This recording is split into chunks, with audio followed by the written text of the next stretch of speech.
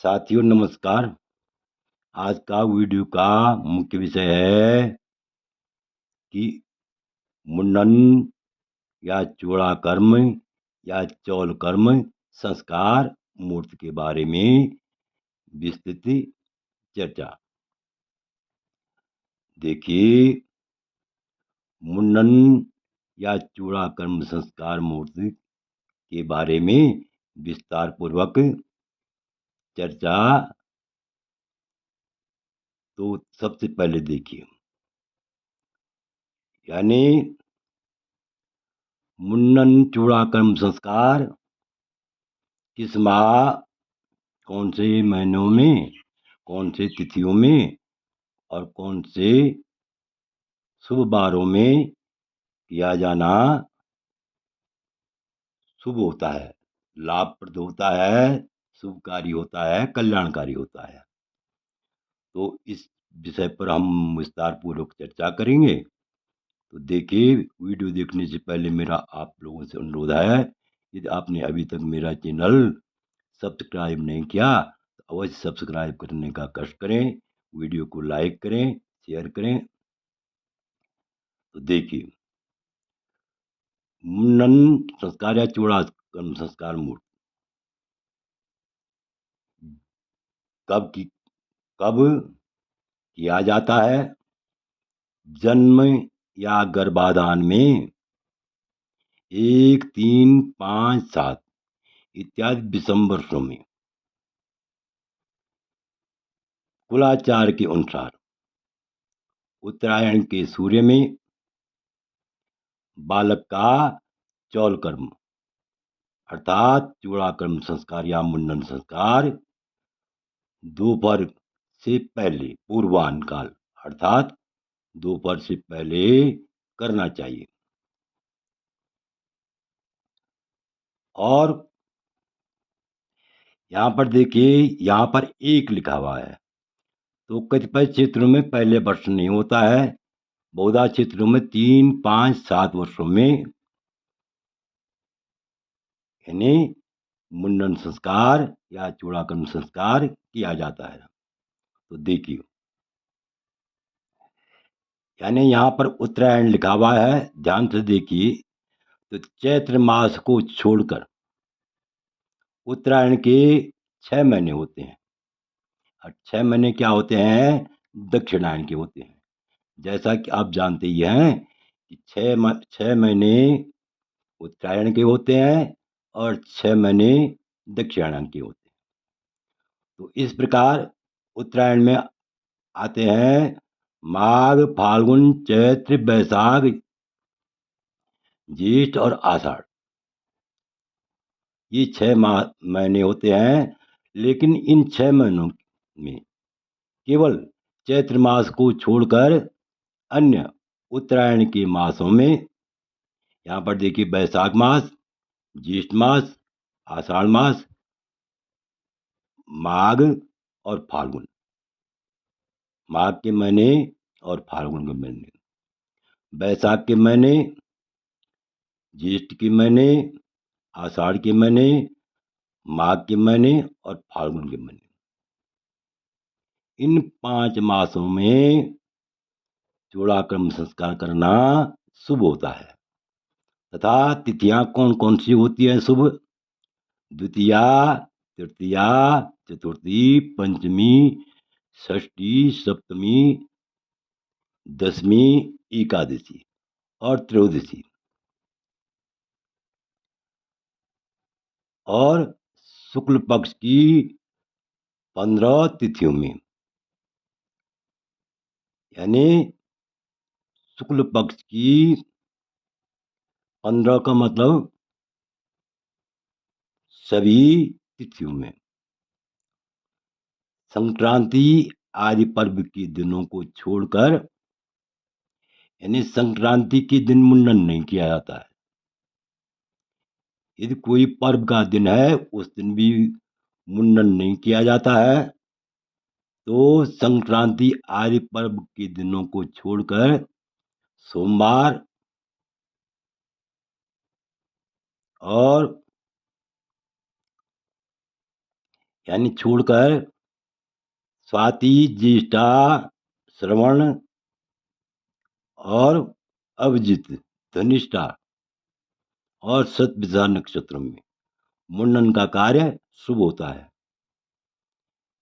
यहाँ पर जो है ध्यान से देखिए, चैत्र मास को छोड़कर अन्य उत्तरायण मासों में, जैसा कि अभी मैंने आपको पहले बताया, बैसाख, ज्येष्ठ, आषाढ़, माघ और फाल्गुन तिथियां हैं। द्वितीया, तृतीया, चतुर्थी, पंचमी, षष्ठी, सप्तमी, दसवीं, एकादशी और त्रयोदशी और पूर्णमासी तिथियों में मुंडन संस्कार किया जाता है। और नक्षत्र हैं स्वाति, ज्येष्ठा, श्रवण, अभिजित और धनिष्ठा और शतभिषा। इन नक्षत्रों में मुंडन कार्य करना शुभ होता है। नक्षत्र कौन से?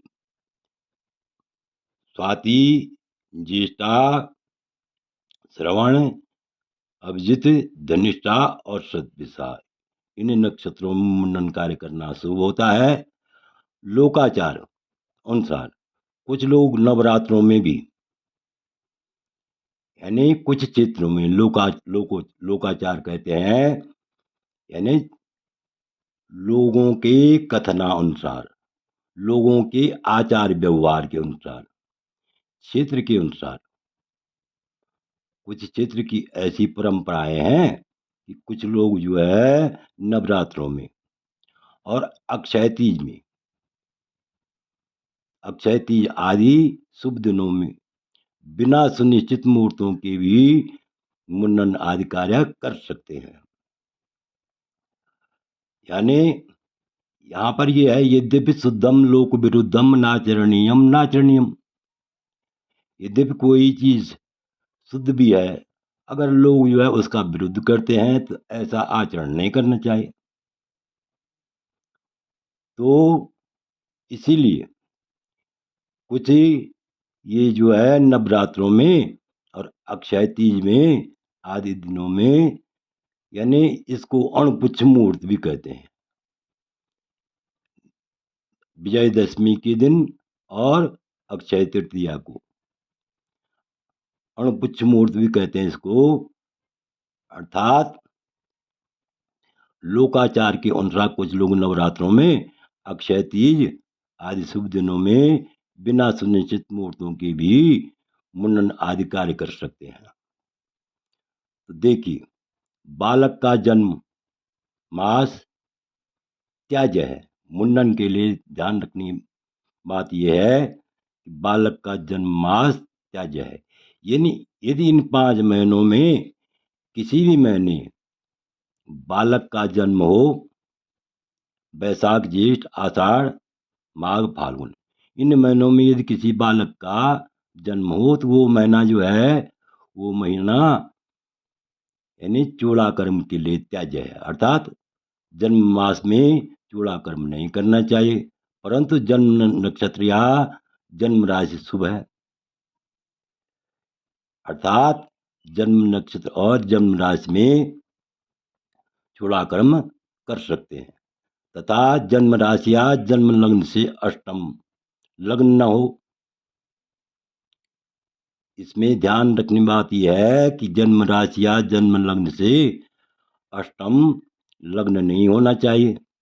बालक की माता रजस्वला या गर्भवती हो तो मुंडन कार्य नहीं करना चाहिए, परंतु यदि गर्भ 5 मास से अधिक का हो तो, या बालक की आयु 5 वर्ष से अधिक हो तो दोष नहीं है।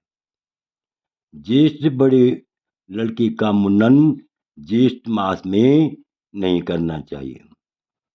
जो बड़ा लड़का है तो उस बड़े लड़के का, ज्येष्ठ पुत्र का मुंडन ज्येष्ठ मास में नहीं करना चाहिए।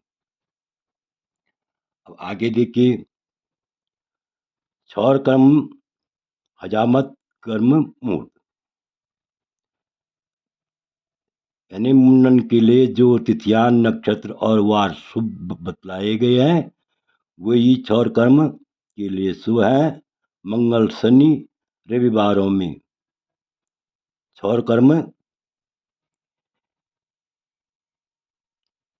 कर्म जो है से पुनः नवादन, रिक्ता तिथियां और विशेष ग्राम नगर में जाने के दिन, स्नान करने के बाद, शरीर में ओढ़न लगाने के बाद, भोजन कर लेने के बाद, अपना कल्याण चाहने वालों को क्षौर कर्म अर्थात हजामत नहीं करनी चाहिए।